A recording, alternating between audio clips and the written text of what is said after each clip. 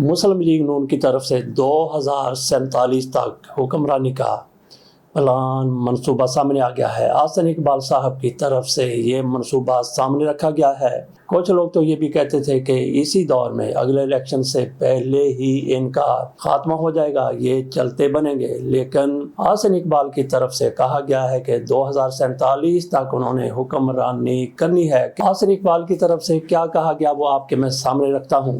یہ ذرا پوسٹ بھی دیکھیں، یہ بھی اسی پر پوسٹ ہے اور یہ خبر ٹرائبون کی طرف سے دی گئی ہے۔ وہ کہتے ہیں پوری قوم کو یکسو ہونا چاہیے کہ ہم 2035 تک پاکستان کو $1 ٹریلین کی اکانومی بنانا ہے، 2047 تک $3 ٹریلین کی اکانومی بننا ہے۔ وہ کہتے ہیں 2035 تک ہم نے پاکستان کو 1 ٹریلین کی اور 2047 تک پاکستان کو 3 ٹریلین کی اکانومی بننا ہے۔ یہ ان کی طرف سے کہا گیا ہے۔ اس کا مطلب کیا ہو سکتا ہے؟ ان کو یقین کس نے دلایا کہ آپ 2047 تک اقتدار میں رہیں گے؟ اب چلتے ہیں دوسری خبر کی طرف۔ یہ ہے PIA کی نجکاری۔ اس حوالے سے حیران کن خبریں سامنے آ رہی ہیں کہ اس کے 75% حصص بیچ دیے گئے ہیں اور یہ عارف حبیب کنسورشیم کو بیچے گئے ہیں۔ 75% حصے کتنے کے بیچے گئے ہیں اور باقی کا کیا بنے گا؟ اور یہ عارف حبیب صاحب کون ہیں؟ انہوں نے کیسے کھینچا مار لیا اور ان کے پرانے کارنامے کیا ہیں وہ بھی آپ کے سامنے رکھیں گے۔ لیکن اس سے پہلے چلتے ہیں مریم نواز شریف صاحبہ کی خبر کی طرف، بلکہ مریم نواز شریف صاحبہ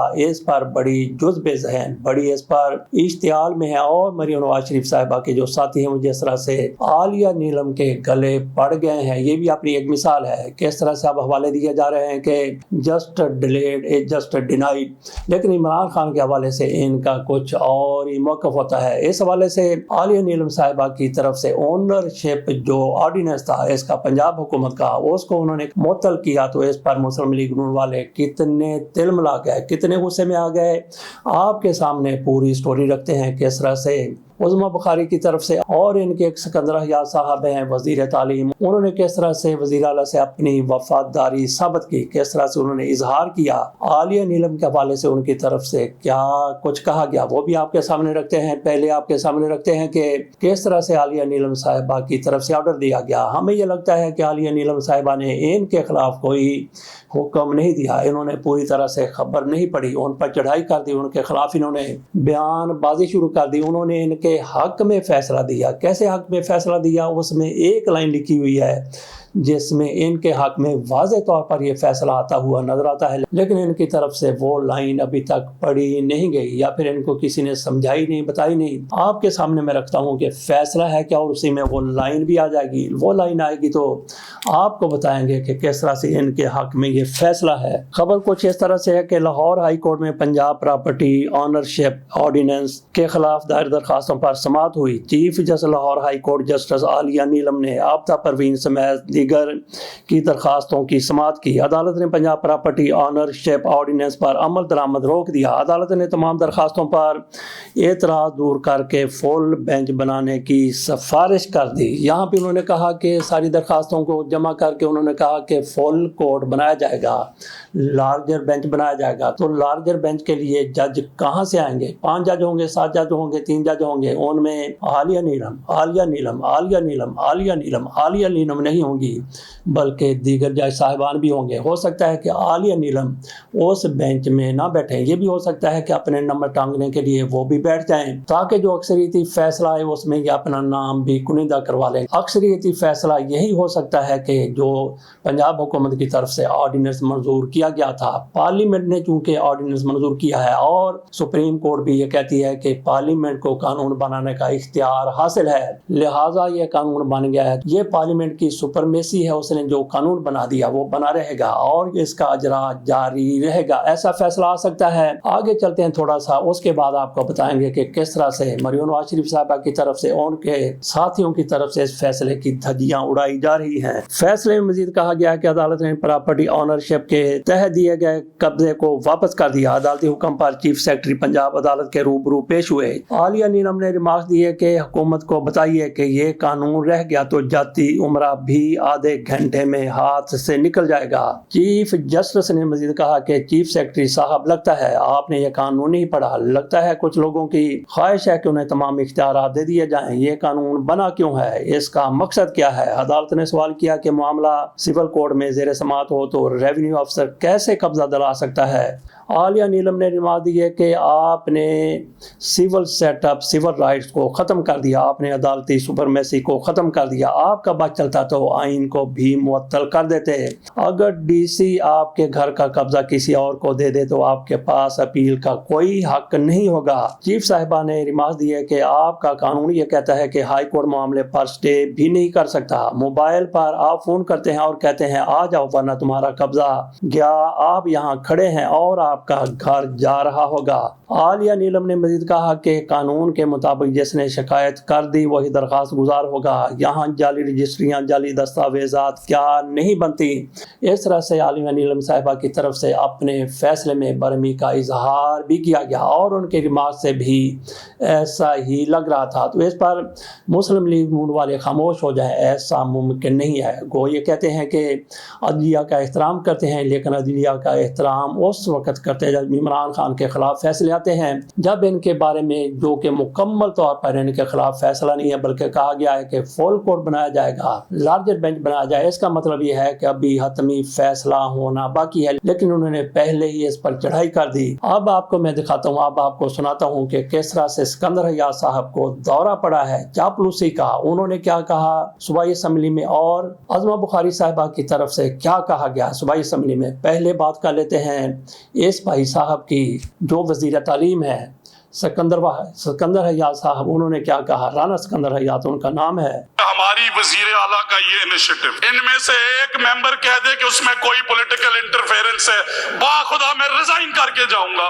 کیونکہ میری بھی نہیں جماعت انہوں نے انصاف کے نام کی بنائی، انصاف دے ہماری وزیر اعلیٰ رہی ہے الحمدللہ۔ ہائی کورٹ کی چیف جسٹس سے پوچھتا ہوں کہ آج ہم بطور وزیر عوام کو کیا جواب دیں کہ وہ جو کوئک اور فوری انصاف انہیں دیا گیا وہ ان کا حق نہیں تھا؟ تو ان سے خدا را ہاتھ جوڑ کے میں یہ اپیل کر رہا ہوں کہ آپ آئین اور قانون کی طرف دیکھ رہی ہیں، اسی ملک کے آئین اور قانون میں لکھا ہے کہ اقلیتوں کا حق انہیں دلواؤ، غریبوں کی زمینیں انہیں دلواؤ، ضعیفوں کو ان کے گھروں میں محفوظ بناؤ۔ جناب اسپیکر، احمد یار کڈلا، شہادت کڈلا موضع کبیر والا کا غریب آدمی ہے، اس نے مجھے خط لکھا، واٹس ایپ میں کل میسج کیا کہ 40 سال بعد زمین کا قبضہ ملا تھا، اب میں کدھر جاؤں؟ آپ کو فضیل موضع باڑے والا 100 کنال ریکورڈ آفٹر 31 ایئرز۔ آج میں آنریبل ہائی کورٹ کی چیف جسٹس سے پوچھتا ہوں کہ آج ہم بطور وزیر عوام کو کیا جواب دیں کہ وہ جو کوئک اور فوری انصاف انہیں دیا گیا وہ ان کا حق نہیں تھا؟ ہمیں بطور ممبرز آف دا پارلیمنٹ،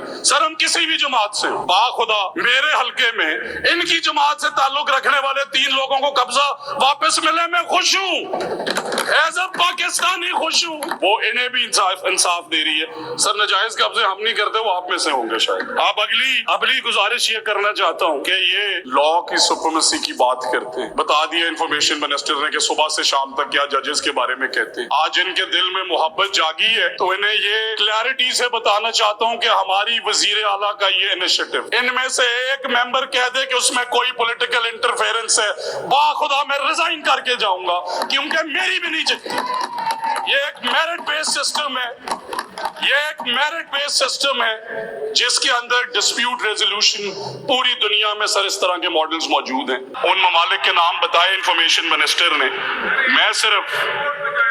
میں صرف قانون کی زبان میں یہ کہنا بھی چاہتا ہوں اور پوچھنا بھی چاہتا ہوں کہ کیا justice delayed is it not justice denied? جناب اسپیکر جی، تو یہاں تک ہم نے آپ کو سنا اسکندر حیات صاحب کس طرح سے بھڑک رہے ہیں، کس طرح سے تحریک انصاف پر بھی چڑھائی کر رہے ہیں، کس طرح سے عالیہ نیلم صاحبہ کے بارے میں وہ کہہ رہے ہیں، ان کو کہہ رہے ہیں کہ آپ کس طرح سے عدالتوں کا احترام کرتے ہیں، اور ان کا دیکھ لیجئے کہ یہ کس طرح سے عدالتوں کا احترام کر رہے ہیں۔ صوبائی اسمبلی میں یہ صاحب تقریر کر رہے تھے۔ یہاں تک قبضے کا تعلق ہے، اس کی کوئی بھی حمایت نہیں کر سکتا کہ کسی کی زمین پر، کسی کے گھر پر، کسی کی جائیداد پر ناجائز قبضہ ہو جائے، وہ فوری طور پر چھڑایا جانا چاہیے۔ عالیہ نیلم صاحبہ کی طرف سے جو حکم دیا گیا، انہوں نے جو قبضے ان کی طرف سے واگزار کرائے گئے تھے وہ انہوں نے بحال کر دیے، تو کیا یہ ان کی طرف سے حتمی فیصلہ کیا گیا ہے؟ نہیں، بالکل بھی نہیں۔ اور جس طرح سے قبضے کیے گئے تھے وہ بھی اس حق میں نہیں ہے کہ قبضے نہ چھڑا جائیں، قبضہ کرنے والوں کو سزا نہ دی جائے، لیکن وہ کہتی ہیں کہ پروسیس مکمل ہونا چاہیے، قانونی پروسیس مکمل ہونا چاہیے۔ اگر آپ قبضوں کی واگزاری جلد چاہتے ہیں تو پھر عدالتوں کے ساتھ آپ تعاون کریں۔ میرا نہیں خیال کہ عدالتیں ایسا کریں گی کہ کسی نے ناجائز قبضہ کر لیا ہے تو اس کا قبضہ برقرار رہے۔ بہرحال ان کی طرف سے جس طرح سے عدالتوں کو آگے لگایا گیا ہے، یہ فکرہ شاید انہوں نے خبر میں سے نہیں پڑھا جس میں انہوں نے کہا تھا کہ اس حوالے سے لارجر بینچ بنایا جائے گا، وہ ان کے حق میں ہی یقینی طور پر فیصلہ دے گا، کیونکہ جتنے بھی جج بیٹھے ہوں گے سارے کے سارے عالیہ نیلم صاحبہ کے حامی نہیں ہوں گے، اور ہو سکتا ہے کہ عالیہ نیلم صاحبہ بھی وہی کہہ دیں جو آج کی حکومت کہہ رہی ہے اور باقی جج صاحبان کہیں گے۔ اب ذرا چلتے ہیں عظمی بخاری صاحبان، انہوں نے کس طرح سے چک کے رکھ دیا، پھٹے چک دیا عدالتوں کے اور تحریک انصاف کے بھی۔